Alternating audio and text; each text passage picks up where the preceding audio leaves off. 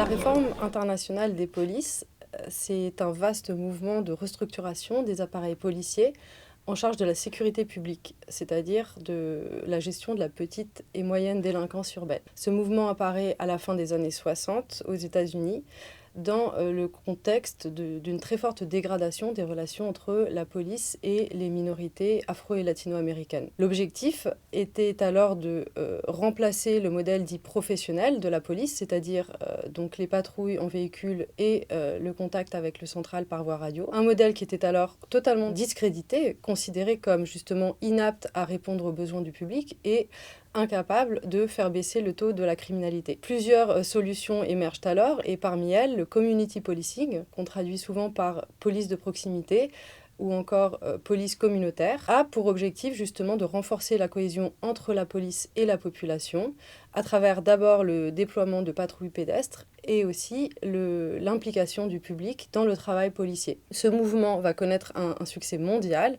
et une très large diffusion à l'échelle internationale par vagues successives, d'abord dans les pays anglo-saxons, puis en Europe et dans les pays en développement, en Afrique du Sud, en Amérique latine, dans les pays d'Europe de l'Est, etc.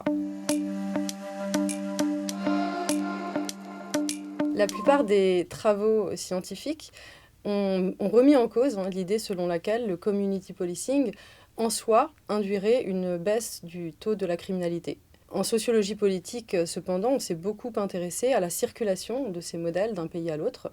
Quelles sont les conditions qui favorisent l'import-export de ces modèles exogènes de police? Qui sont les acteurs impliqués dans ces processus? Et comment un modèle d'origine est-il transformé une fois importé dans les sociétés des pays d'accueil? Si les institutions policières sont le plus souvent réticentes au changement, ces oppositions n'empêchent jamais la réappropriation des modèles exogènes de police par les policiers. À titre d'exemple, les travaux qui portent sur le modèle de tolérance zéro, le modèle new-yorkais de police tolérance zéro, ont montré comment, malgré les oppositions, cette norme policière avait bien été transformée puis réappropriée en fonction des différentes spécificités politiques et institutionnelles des pays d'accueil. D'autres travaux qui s'intéressent au transfert du community policing dans les pays en développement ont mis en lumière les effets pervers de ce modèle qui sont souvent manipulés par les régimes pour réprimer toute forme de contestation politique. Ces travaux ont aussi montré la dimension néocoloniale de ces réformes qui sont captées par d'anciens policiers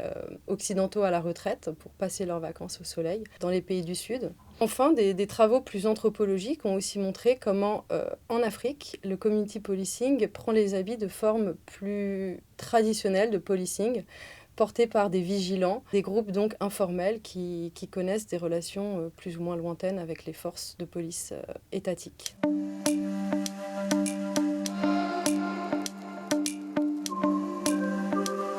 J'ai cherché à tester les acquis de la recherche au Liban. Comme ailleurs, la réforme a connu des réticences importantes au sein de l'institution policière, mais malgré ces oppositions, encore une fois, la réforme a bien été adoptée par les policiers libanais, qui l'ont même présenté le community policing comme un modèle endogène, un modèle homemade. Mais ce que mes travaux montrent peut-être de manière plus singulière, c'est la manière dont les policiers libanais vont se saisir de modèles différents de community policing portés par les bailleurs de fonds internationaux, c'est-à-dire un modèle dur porté par les Britanniques, un modèle plus permissif porté par les Américains, dans le but de consolider leurs positions respectives dans le champ politico-administratif libanais. Ces divergences, finalement, reflètent des logiques de pouvoir, bien plus que différentes interprétations de ce que devrait être le métier de policier.